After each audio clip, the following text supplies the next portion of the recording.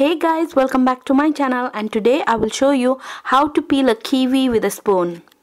Okay, let's begin. First of all, cut off both ends of the kiwi fruit with a knife.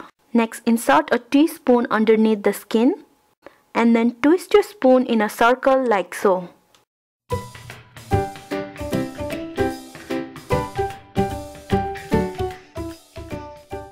Now remove the kiwi skin and voila, here is your perfectly peeled kiwi, and now you can cut it into circles or bite-sized pieces.